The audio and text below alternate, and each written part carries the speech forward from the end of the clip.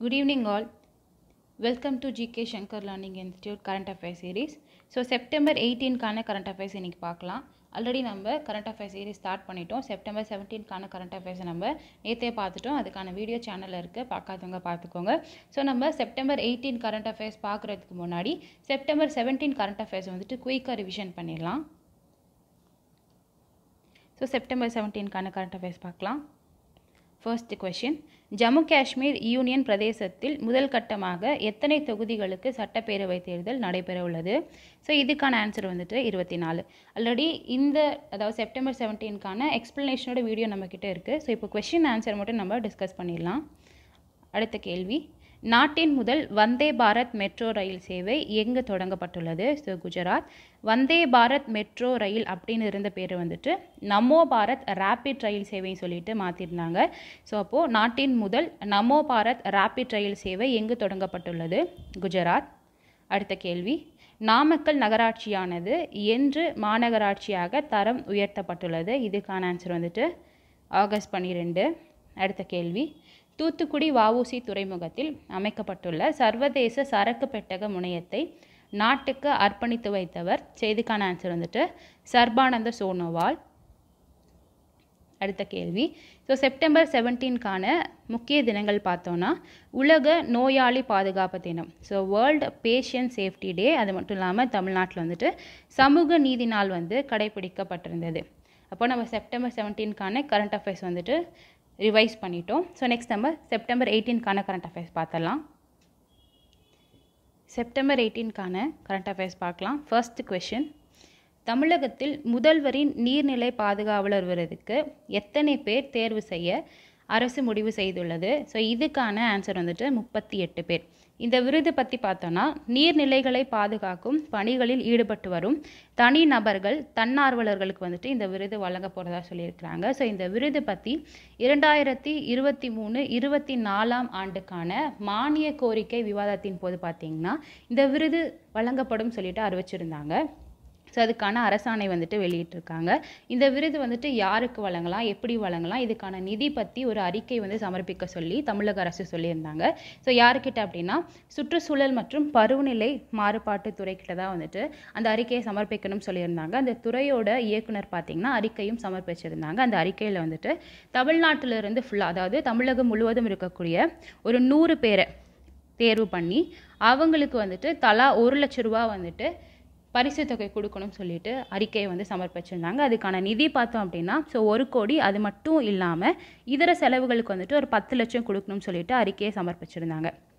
இந்த அறிக்கையை வந்துட்டு தமிழக அரசு மறு ஆய்வு செஞ்சு தமிழகத்தில் இருக்கக்கூடிய 38 மாவட்டங்கள்லேருந்து, ஸோ ஒரு மாவட்டத்துக்கு ஒருத்தர் அப்படிங்கிற விதத்தில் வந்துட்டு 38 பேருக்கு வந்து விருது வழங்க போகிறதா சொல்லியிருக்கிறாங்க. ஸோ 38 பேருக்கு வந்துட்டு தலா 1 லட்சம், அது மட்டும் இல்லாமல் இதர செலவுகள் வந்துட்டு ஒரு 4 லட்சம் சேர்த்து 42 லட்சம் வந்துட்டு நிதி வழங்க போகிறதா சொல்லியிருக்காங்க. ஸோ அந்த நிதி வந்துட்டு எங்கேருந்து வழங்க போகிறாங்கன்னா தமிழ்நாடு மாசு கட்டுப்பாட்டு வாரிய நிதியில் வந்துட்டு வழங்க போகிறதா சொல்லியிருக்கிறாங்க. ஸோ இந்த விருது பற்றி பார்த்தோன்னா 1 லட்ச ரூபா வந்துட்டு பரிசு தொகை, நினைவு பரிசு, அது மட்டும் இல்லாமல் சான்றிதழ் வந்துட்டு வழங்க போகிறாங்க. அப்போ இந்த கேள்வியில் வந்து முக்கியமான டேட்டா எது சொல்லி பார்த்தோன்னா, ஸோ தமிழகத்தில் முதல்வரின் நீர்நிலை பாதுகாவலர் விருது வந்துட்டு எத்தனை பேருக்கு வழங்க போகிறாங்க? ஸோ அதுக்காக எத்தனை பேர் தேர்வு பண்ணியிருக்காங்கன்னா 38 பேர்.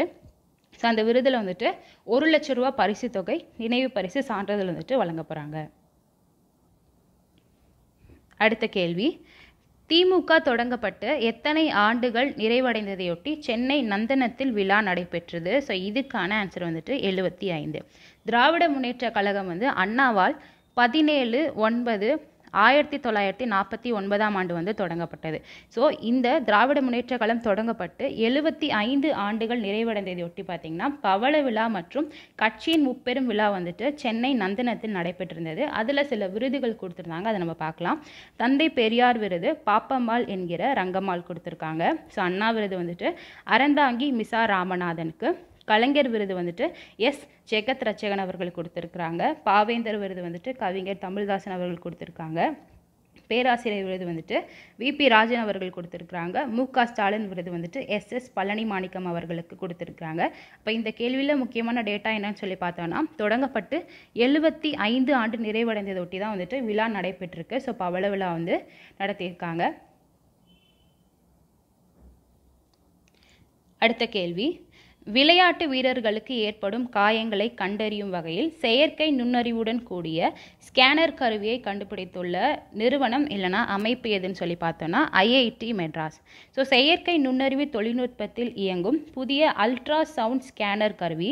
ஸோ அல்ட்ரா சவுண்ட் ஸ்கேனர் கருவியை வந்துட்டு யார் கண்டுபிடிச்சிருக்காங்கன்னா ஐஐடி மெட்ராஸ் வந்துட்டு உருவாக்கியிருக்கிறாங்க. இது முழுக்க உள்நாட்டு தொழில்நுட்பத்தால் உருவாக்கப்பட்டதுன்னு சொல்லியிருக்காங்க. ஸோ பேராசிரியர் அருண் கே திட்டை தலைமையிலான ஐஐடி விளையாட்டு அறிவியல் ஆய்வு சிறப்பு மைய ஆராய்ச்சியாளர்கள் தான் பார்த்தீங்கன்னா இந்த கருவியை வந்துட்டு கண்டுபிடிச்சிருக்காங்க.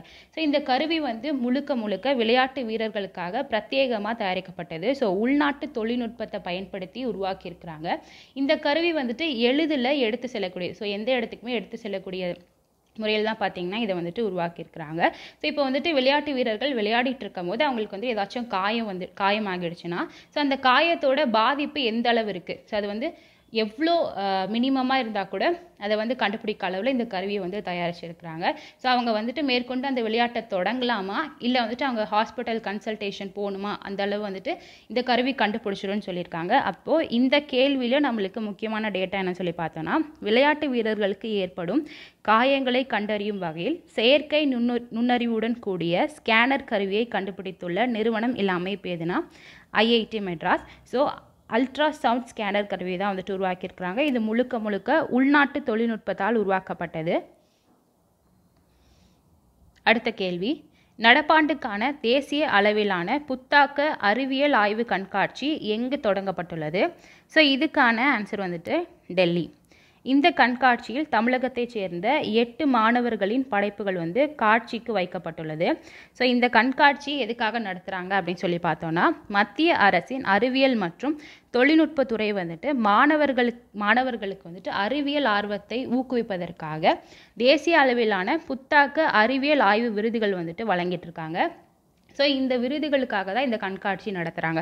ஸோ இந்த கண்காட்சியை தமிழ்நாட்டு அறிவியல் தொழில்நுட்ப மையம் வந்து இந்த தேசிய அளவிலான புத்தாக்க அறிவியல் ஆய்வு கண்காட்சியை 2009ஆம் ஆண்டு முதல் பார்த்திங்கன்னா ஆண்டுதோறும் நடத்திட்டு வந்துட்டு இருக்கிறாங்க.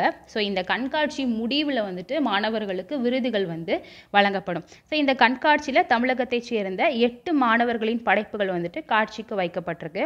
அப்போ இந்த கேள்வியில் நம்மளுக்கு முக்கியமான டேட்டா என்னன்னு சொல்லி பார்த்தோன்னா, நடப்பாண்டுக்கான தேசிய அளவிலான புத்தாக்க அறிவியல் ஆய்வு கண்காட்சி எங்கு தொடங்கப்பட்டிருக்குன்னா 8, டெல்லி.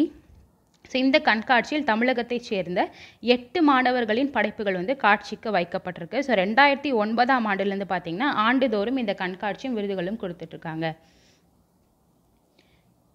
அடுத்த கேள்வி, தில்லியின் புதிய முதல்வராக தேர்வு செய்யப்பட்டுள்ளவர். ஸோ இதுக்கான ஆன்சர் வந்துட்டு அதிஷி. ஸோ இவங்க வந்துட்டு தேர்வு தான் பண்ணியிருக்கிறாங்க, இவங்களை இன்னும் நியமிக்கலை, ஸோ இவங்க பொறுப்பேற்கலை. இப்போ தில்லியின் முன்னாள் முதல்வர் வந்துட்டு அரவிந்த் கெஜ்ரிவால். ஸோ தில்லியின் துணைநிலை ஆளுநர் வந்துட்டு VK சக்சேனா. இப்போ இவங்க வந்துட்டு அதிஷி வந்து முதல்வராக பொறுப்பேற்றுட்டாங்கன்னு வச்சுக்கோங்க. அவங்க வந்து 3வது பெண் முதல்வராக இருப்பாங்கன்னு சொல்லியிருக்காங்க. அதாவது இதுக்கு முன்னாடி வந்துட்டு சுஷ்மா ஸ்வராஜ் வந்து அக்டோபர் 1998 டிசம்பர் 1998 கிட்டத்தட்ட 53 நாட்கள் வந்துட்டு இவங்க முதல்வராக பணியில் இருந்திருக்கிறாங்க. அடுத்தது பார்த்தோம் அப்படின்னா ஷீலா தீக்ஷித், இவங்க டிசம்பர் 1998 டிசம்பர் 2013 கிட்டத்தட்ட 15 ஆண்டுகள் 25 நாட்கள் பார்த்தீங்கன்னா பதவியில் இருந்திருக்கிறாங்க. ஸோ இவங்க வந்துட்டு கிட்டத்தட்ட நீண்ட நாள் வந்து முதல்வராக பதவியில் இருந்தவங்க கூட இந்த ஷீலா தீக்ஷித் அவர்கள் தான். இப்போது அதிஷி வந்துட்டு முதல்வராக வந்து நியமிக்கப்பட்டு பொறுப்பேற்றுக்கிட்டாங்கன்னா அவங்க தில்லியின் 3வது பெண் முதல்வராக இருப்பதாக சொல்கிறாங்க. அது மட்டும் இல்லாமல் தில்லியில் வந்துட்டு இது வரைக்கும் முதல்வர்களாக இருந்திருப்பாங்க இல்லையா, அவங்களே வந்துட்டு இளம் வயது முதல்வராக வந்து அதிஷி இருப்பதாக சொல்லியிருக்காங்க. இவங்களுக்கு 43 வயது. அப்போ இந்த கேள்வியில் தில்லியின் புதிய முதல்வராக தேர்வு செய்யப்பட்டுள்ளவர் யாருன்னா அதிஷி. அடுத்த கேள்வி, தில்லியில் எத்தனையாவது இந்திய நீர் வார மாநாடு தொடங்கப்பட்டுள்ளது? ஸோ 8வது இந்திய நீர் வார மாநாடு தான் வந்து தொடங்கப்பட்டிருக்குது. ஸோ இதில் வந்துட்டு குடியரசுத் தலைவர் திரௌபதி முர்மு பார்த்தீங்கன்னா கலந்து கொண்டிருக்கிறாங்க. அப்போ இந்த கேள்வி வந்துட்டு தில்லியில் எத்தனையாவது இந்திய நீர் வார மாநாடு தொடங்கப்பட்டுள்ளதுன்னா 8வது. இதுவே போதுமானது. அடுத்த கேள்வி, தென்கிழக்கு ஆப்பிரிக்க நாடான ஜிம்பாப்வேயில் கடுமையான வறட்சி காரணமாக பட்டினியால் வாடும் மக்களுக்கு உணவளிப்பதற்காக எத்தனை யானைகளை கொல்ல அந்த நாட்டு அரசு முடிவு செய்துள்ளது? ஸோ இதுக்கான ஆன்சர் வந்துட்டு 200. ஸோ அங்கே இருக்கக்கூடிய மக்கள் வந்துட்டு பட்டினியால் வாடுறதுனால தான் இந்த முடிவு எடுத்திருக்கிறாங்க. ஸோ இங்கே பார்த்தீங்க அப்படின்னா வந்துட்டு அதாவது இந்த இடத்துல யானைகளோட கெப்பாசிட்டி அதாவது இருக்கக்கூடிய அந்த கெப்பாசிட்டி வந்துட்டு வெறும் 54,000 தான். ஆனால் அங்கே வந்து 84,000 யானைகள் இருக்கிறதுனால கூட இந்த முடிவை வந்து அந்த அரசு எடுத்திருக்கதா சொல்லியிருக்காங்க. அப்போது இந்த கொஷனில் தென்கிழக்கு ஆப்பிரிக்க நாடான ஜிம்பாப்வேயில் கடுமையான வறட்சி காரணமாக பட்டினியால் வாடும் மக்களுக்கு உணவளிப்பதற்காக எத்தனை யானைகளை கொல்ல அந்த நாட்டு அரசு முடிவு செய்துள்ளது? 200. அடுத்த கேள்வி, ஆசிய சாம்பியன்ஸ் கோப்பை ஆடவர் ஹாக்கி போட்டியில் இந்தியா எத்தனையாவது முறையாக சாம்பியன் பட்டம் வென்றுள்ளது? ஸோ இதுக்கான ஆன்சர் வந்துட்டு 5வது முறையாக பார்த்தீங்கன்னா சாம்பியன் பட்டம் வென்றிருக்கிறாங்க. அப்போது அந்த 5 முறை எந்தெந்த ஆண்டுன்னு சொல்லி பார்க்கலாம். 2011, 2016, 2018, 2023. ஸோ இப்போ 5வது முறையாக 2024 பார்த்தீங்கன்னா சாம்பியன் பட்டம் வென்றிருக்கிறாங்க. ஸோ அதே மாதிரி இன்னொரு டேட்டா பார்த்தலாம்.